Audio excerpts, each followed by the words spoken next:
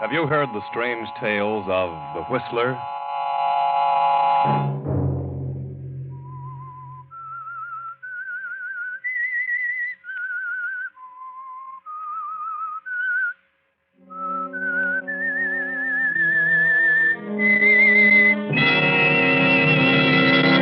I'm the Whistler. Don't. Not again, please. I can scarcely think now. I won't be able to think at all if you do it again. Please, I couldn't stand it. There just won't be anything left if you do. Please.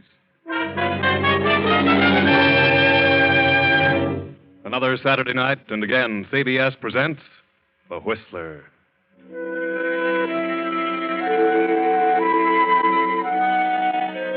I, the Whistler, know many things, for I walk by night. I know many strange tales, many secrets hidden in the hearts of men and women who have stepped into the shadows. And so I tell you tonight the weird story of Shadow of a Mind. See that man working there in his laboratory? That's Dr. William Richter. He's brilliant. He works hard at his research because he believes he can do more for posterity through research than he could had he continued his regular practice as a surgeon, a brain surgeon. It's good that a doctor can retire from his practice and have a laboratory all his own, with all expenses paid, where he may carry on his experiments. Good also that he can afford an assistant. Ernest? Ernest? Yes, Doctor. Come here, will you? Think there's something here you should see? Certainly, Doctor. Yes, Doctor? What is it? This piece of tissue. I've just taken it out of the solution. Oh, yes, that's the tissue from the monkey's brain. Yes? Seems to be alive still. Yes, the solution has kept it in perfect condition, at least to all outward appearances. Of course, we can't really tell until it's tried along with undisturbed tissue. That's right. That's just what we're going to do. Today? You're going to try it today? Yes. Remember the little chimpanzee we brought in last week? Yes. Prepare him, will you? We'll try the experiment at once. Oh, it will be wonderful if it works. Wonderful for humanity, I mean. Well, that's why I'm doing this work, Ernest. Because of the great benefit it will be to mankind if I can find a way to keep tissue living when completely severed from a body. And then replace it. That will be wonderful. I don't mind telling you, Ernest, that if this experiment is successful, we will have gone a long way toward proving the feasibility of tissue transplantation. Then there will remain only to try it with larger sections of tissue. Who knows? Perhaps sometime, due to our experiments, man will be able to perform this operation on complete sections of the human brain. It's a great work you're doing, Doctor. Yes. Now, prepare the animal, will you? Yes, Doctor.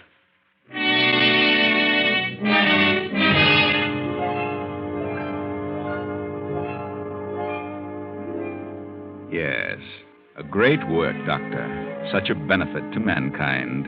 And such a benefit to you if it's a success, and to those whom you love. Come in.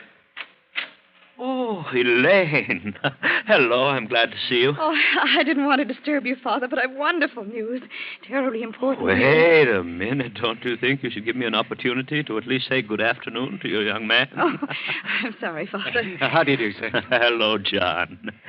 And now, Elaine, what is this news that is so vital? Well, it's about John and me. That's why I brought John along. We're going to be married. We came to ask your permission, sir. You are in love? Oh, yes, Father. Very much, sir. Oh, at least that's what you think now. But, Father... Oh, I know. Love hits you hard when you're young. I just want you to be sure, my dear. You see, this comes as rather a surprise to me. A surprise? Yes, a surprise, and I might say a slight disappointment. Disappointment? Yes, I'd hoped you'd finish your school and then come here to help me. Oh, I know how you feel about your work, Father. I know how important it is to you. It's important to me, too. I want you to continue it, but, well, I don't want to give up love simply to assist you. Don't you see, it's your work, not mine. Marriage is what I want. Yes. How soon do you wish to marry? As soon as possible, sir. Then I can only tell you that I advise strongly against it. As you know, Elaine, I cannot order you not to marry this man. No, Father, you've been wonderful to me. I want to repay your kindness. And I think I can do so better if I'm leading a happy, normal life. I hope you're right, Elaine. I can still only advise against this marriage. If you do it, you will do so against my will and judgment.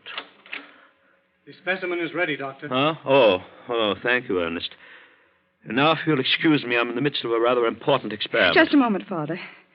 If there's something about John to which you object, I think it's only fair that you should tell us now. Oh, my objection has nothing to do with John. I admire him. I've always considered him a brilliant young man. Thank you, sir.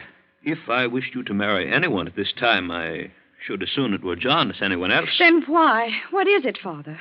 It is simply my wish that you do not marry at this time.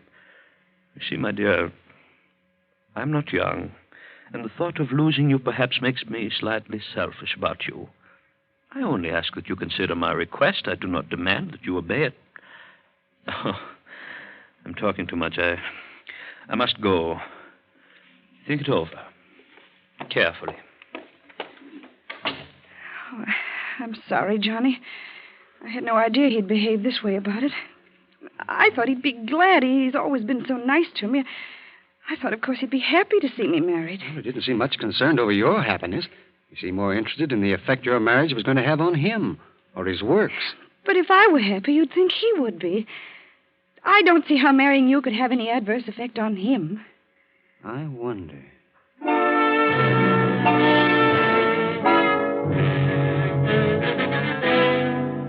Several days have passed during which John has thought about it, wondered why the doctor doesn't want his daughter to marry, thought and searched for a reason, and he's found that reason. But he hasn't told Elaine, not until he has another talk with the doctor privately. John and Elaine are driving along the twisting highway to her home. Why on earth did your father ever have his laboratory in such an out-of-the-way place? Oh, he works a lot with animals. They might disturb people if he had close neighbors. Yes, I suppose so. Looks as though he might have picked a straighter road. Johnny, why are you so certain that you can convince Father our marriage is the right thing? Well, the only reason he objected was because of what it might do to him. I know what that was. And I can assure him that the result of our marriage won't be what he feared. But why won't you tell me? Oh, now, darling, don't you worry about that. Here, give me a kiss. Oh, Johnny, Johnny, look out! The bridge! Look out! We're going over!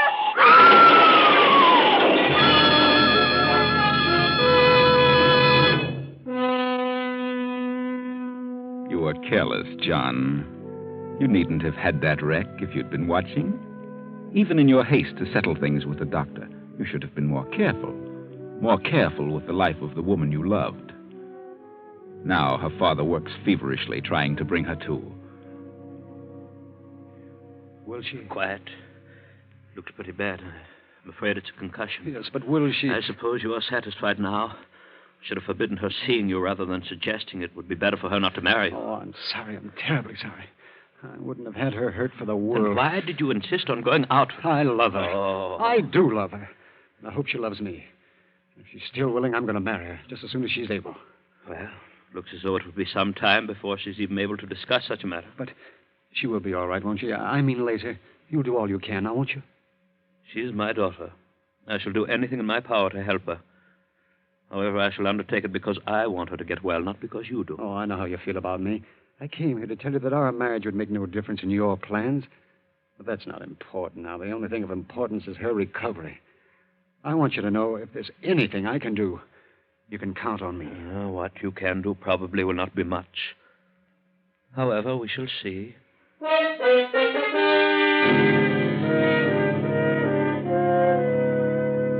Not much you could do, John. If you'd only realized then just how much you would do, maybe you wouldn't have been so anxious. It hasn't been pleasant, though, has it, all these days of waiting while Elaine came out of her coma and then lapsed back in again. And when the doctor operated on her, that was hard on you, too. These short visits you've been allowed with her. Does it seem strange that the doctor won't let you stay too long in the room with her? You'll have to leave now, John. Remember, I told you could only have a few minutes. Oh, yes, all right. I'll come again soon, Elaine. And don't you worry. Everything will be all right. Goodbye, Johnny. I hope you can come again soon. What does he mean everything would be all right? Oh, just about us. Well, what does he know about it? What does he know about your condition? He thinks as I do that I'll soon be well. Oh, does he? Yes. Won't I? We shall see. What else did he tell you? That he loved me enough to give up anything in the world for me. And are you still as much in love with him as you were? Oh, yes, Father. More so. Then I want you to tell him that you will marry him. Oh, Father, Oh, Father, I knew you'd see. I knew you'd want me to be happy. I knew you'd see what was best. Yes, I do see what's best. Probably better than you. Well, what do you mean? Elaine, you know how much you've always meant to me. Yes, you've always been very good to me, Father. Then believe me when I tell you I know what's best for you. Tell John you will marry him right away. But why so soon? Because it is important. But your attitude has changed, so... Have you grown to like him? Oh, I've scarcely seen him. But then what's the reason for this sudden reversal of your feelings? I was looking at it before from the standpoint of an ordinary marriage with the average benefits and drawbacks. But now, my dear, we must look at it differently. I don't understand. This will be no ordinary marriage, Elaine. It will be a marriage in which you alone will benefit. I don't understand. Oh, my dear, I would rather do anything in the world than to tell you what I have to, but your accident, well, it left, well, you're just not improving satisfactorily. What do you mean? A growth has started where I removed that clot. I've got to operate again, and I cannot say how successful I'll be. You mean you're afraid it won't be a success? And that's why you want me to marry John? Yes, because I know what may happen if it isn't. And I want you to have all the things you want while you have the chance. But that wouldn't be fair to He's him. always said he would give up everything. Well, now he will have the chance. Oh, no. I won't do it that way. I wanted to marry him because I thought we'd have a happy life together. I don't want him to do all the giving. You've got to, Elaine. No. But you are going to need him, Elaine. Need him more than you can possibly imagine.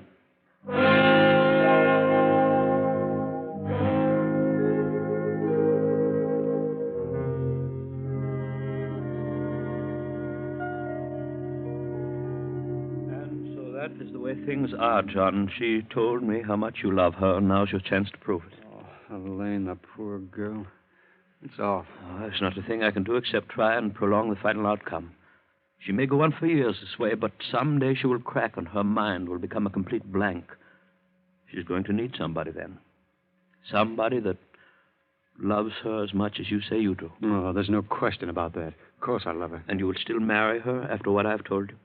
Well, yes, of course. That can't make me love her any less. Then you will try and convince her that it is best that she marry you. Yes, I will. Because, you see, regardless of what you think, I do think it's best. I always have. I think so, too. Now.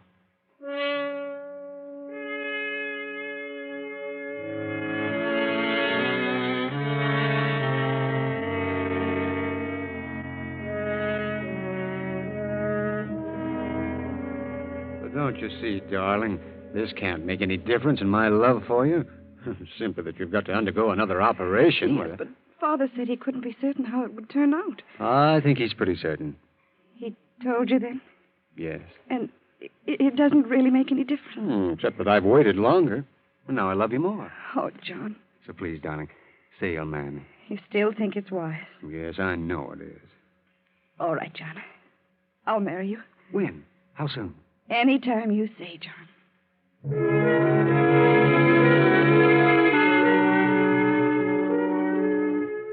It's good to know that someone loves you enough to marry you even when you're ill, isn't it, Elaine? Only you don't know what John knows. You think you have a chance, but John knows better. The doctor told him. He loves you enough to give up anything, though. Yet he doesn't suspect what he's going to be called upon to do, and neither do you, Elaine. Neither do you. But the doctor knows. He knows what sacrifices both he and John must make for you. Oh, Doctor? Doctor, can I speak to you for a moment? Oh, of course. What do you want? It's about Elaine. She seems to be getting worse.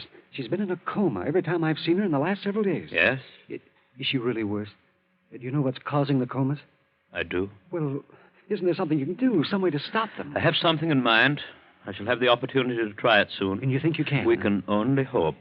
Oh, by the way, I may need your help in the morning. I suggest you get a good night's rest. Well, are you going in to see her now? Yes. Then may I go in with you? You're very nervous tonight. I don't think your presence would be good for her. Besides, I want you to rest. We have quite a task ahead of us in the morning. Oh, yes, but... I suggest you go to your room now. Oh, here. In this envelope are some sleeping powders. Be sure you take them. You'll need a good night's rest. Yes, but Elaine, If you will cooperate, I think I can assure you that Elaine will improve rather rapidly from now on. Now, please do as I say. Well, all right, then. And good night. And please let me know in the morning. I shall.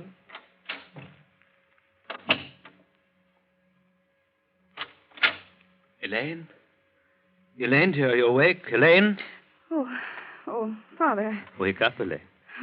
I didn't realize I'd been asleep. Didn't you?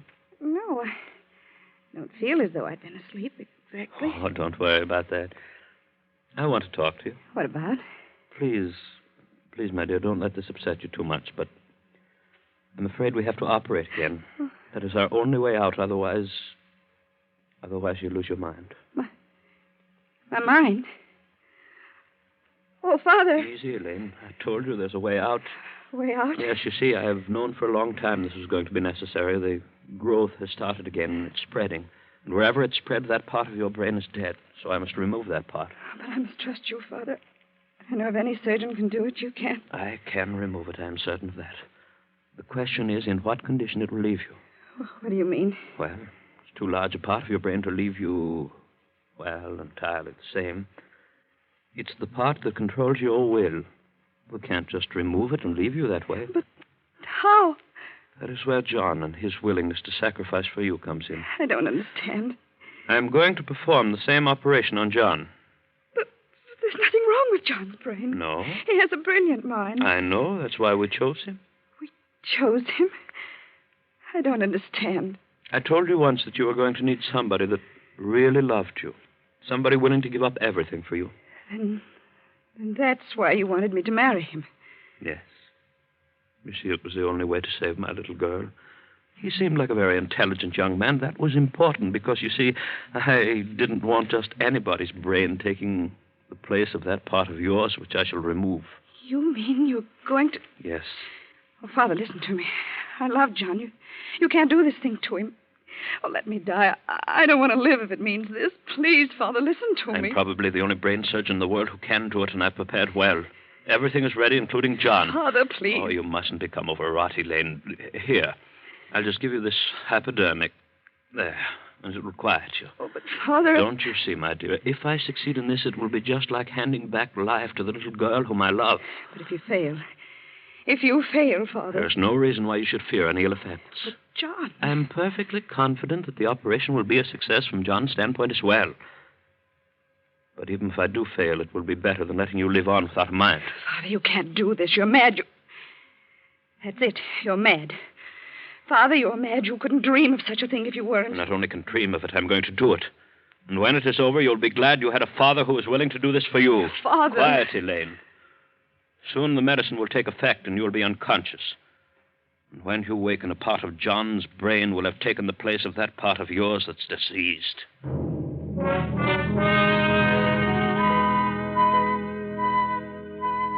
The operation was a success, a complete success for Elaine.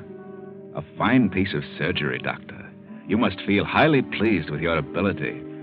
A pity this operation can't become a contribution to surgical science, but I doubt that you'd want the world to know. And you, Elaine, you look so different since you've been up and around. Your will seems so strong. And your attitude toward John. What's happened to your love for him? Elaine, what are you getting ready to do? I'm going out. You're going out again? Yes, do you mind? Well, I thought maybe you'd stay with me tonight. You were out last night. It's awfully lonesome just sitting here in this room. Never getting out, never seeing anyone. You're in no condition to see anyone. But I'd like to see you, Elaine. When you stay home, I like to see you. Well, I'm not staying home. I'm not sitting around here spending another dull evening with you. Suppose I am dull. I can't think. I had something I wanted to tell you. I remembered it this afternoon, something I intended doing before we were married. But, I can't remember what it was. Oh, you can't remember anything. All you can do is sit around and whine. Oh, why do you talk to me like that, Elaine? You used to love me. I remember you said you loved me once. And I love you, Elaine. I've always loved you. What have I done to make you stop loving me? Don't you know? Well, it seems like there was something I did that concerns you, but I don't just remember what it was. You really don't remember, do you? No. I wonder if you ever really knew. You're very smug about it, Elaine. Is that a normal way to treat a man who gave up so much for you? Oh, but you're not entirely normal anymore, are you? Maybe that's because you're no longer completely Elaine. You have parts of two minds, yours and John's, his will. You couldn't be expected to have completely normal reactions. No, not with two minds. Elaine, may I come in? Certainly. Thank you. Not at all. What do you want, Father? Elaine, I hardly know how to say this, but I've got bad news for you. About your trouble. Those X-ray pictures we took, they show a return of the growth. We didn't get it all last time. Is it bad? Well, it's very small now. If we get it soon enough, we should be safe. Then you're going to have to operate again. Yes, if we're to save your mind. And what about Elaine? What's going to happen to her? What did you say? I said... Funny, I don't remember what I said. Never mind. Do you think John will be agreeable? Oh, he's agreeable to anything I want. He doesn't seem to do anything of his own volition. Just what I wish him to do. Then you had better tell him. All right. John! John, come in here. He's been a very good husband for you, Elaine. Yes, hasn't he? Not as husbands go, perhaps, but... You tell me to come in here, Elaine? Yes. Well, John, do you still love me? Oh, you know I love you. I always have. Then you can do something more for me. Oh, well, that's good. What can I do for you, Elaine? The same thing. Again. The same thing? Well, I don't remember. Oh, no. No, I didn't do anything for you.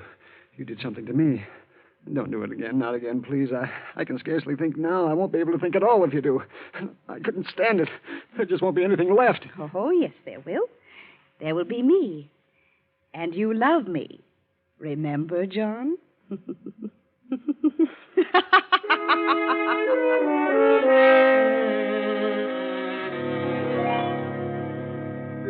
Another good job, Doctor.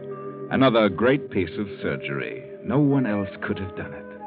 The first time, taking just the part of John's brain which controlled his will, giving that to Elaine and making her will so strong she cared nothing for anyone but herself, and leaving John so that he'd resist no more. That was well done. And this time, just a little bit more. Only this time you made a mistake, Doctor. This time you took too much of John's brain. This time you took the part that remembers. You took too much, Doctor, and now John is dead. You've given his will to Elaine, and now his memory. And the part of John's mind that remembers also hates Doctor. Come in. Oh, Elaine, my dear. Come in, my child. Well, I didn't expect you so late. Elaine, what are you doing with that gun? I have something to settle with you, Doctor. Why, I don't understand. You've never called me doctor before, Elaine. It is not Elaine you're dealing with, Doctor. What do you mean? This is John. You killed my body, but you put my mind in this body. My will and my memory. This body is Elaine's, but these thoughts are John's. That is impossible. Not for you, Doctor, not for the great brain surgeon. Well, this time you've gone too far, you and Elaine. You took my mind, only you took too much of it. And now it is no longer Elaine. It is I, John, who controls the actions of this body. And the mind of John hates you for what you did. I only did it to save my little girl. But had you not objected to the marriage in the first place, nothing would ever have happened. What do you mean? I remember now. Now John's thoughts remember what it was he found out about your objection to the marriage. That's what we were coming to tell you when we had the accident. John found out about your wife's will. What? The money that made it possible for you to continue your work would all go to Elaine when she married. Oh, but... You didn't want that, did you, Doctor? Because you weren't her real father. But I've always loved you as a real father. I've done everything for you. Excuse me, Doctor. For Elaine. You forget you're dealing with the memory of John. And with his will and his memory in this body, you can see why it's perfectly natural to kill you. Wait, now listen to me. For a long time, I've known that something went wrong, and I didn't intend it that way, but I have prepared for it. I have a signal bell connected with this room to the laboratory. Ernest has been instructed to come here immediately upon hearing it. Well, I've just rung it. He'll be here in a second. You wouldn't dare to kill me because you'd be convicted as a murderer. How many times do you think a man can be afraid of death, Doctor? Oh? Remember, you've been through the process of killing my body for a long time now. I shall be easier on you. I shall kill you quickly now with this gun. What is it? That gun, stop her. Good heavens. Stand back, Ernest. I have no desire to harm you. He's the only one my memory hates. The only one my will says to kill. You killed your father. No, Ernest, I didn't. But I saw. I stood here and watched you kill him. Yes, but Elaine didn't pull that trigger, and he was not my father. I'll call the police. Stop. Stand over there in that corner. Now throw me the keys to the car. That's it. Now stay here. If you try to follow me, I'll kill you.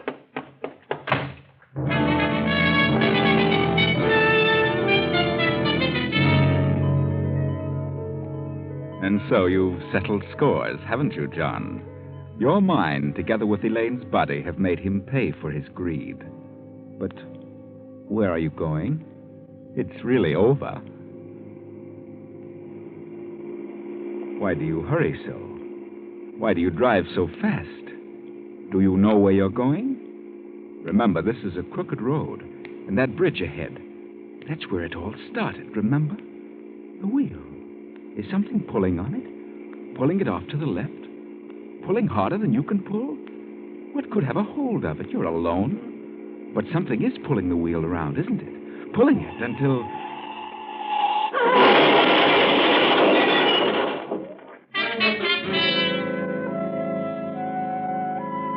That's really the best way.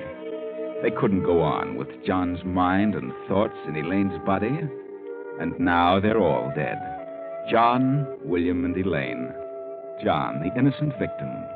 Elaine, the guilty accomplice. And William, the great brain surgeon who tried so hard to save Elaine. You think so? Well, what neither of them knew was that there was never anything wrong with Elaine's brain in the first place. Her comas were induced by medicines administered by William in his efforts to convince them that something was wrong with her. Because that way, he'd have a reason for attempting his fiendish experiment in brain surgery. He was a good surgeon. He was too good. But he didn't think his transplantation of brain tissue might also carry with it the will and memory. And when a will as strong as John's combines with the memories he had, well, you could hardly blame him for killing the doctor, could you?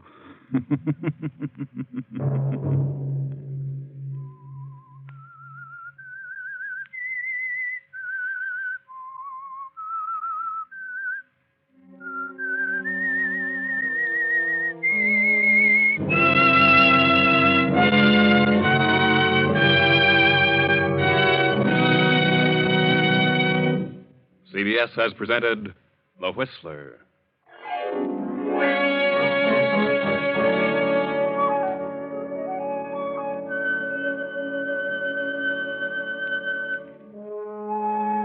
Original music for this production was composed and conducted by Wilbur Hatch. Tonight's story was written by Dwight Hauser and directed by J. Donald Wilson. The Whistler originates from Columbia Square in Hollywood.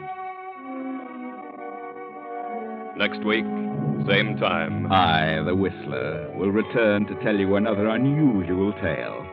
Good night. This is CBS, the Columbia Broadcasting System.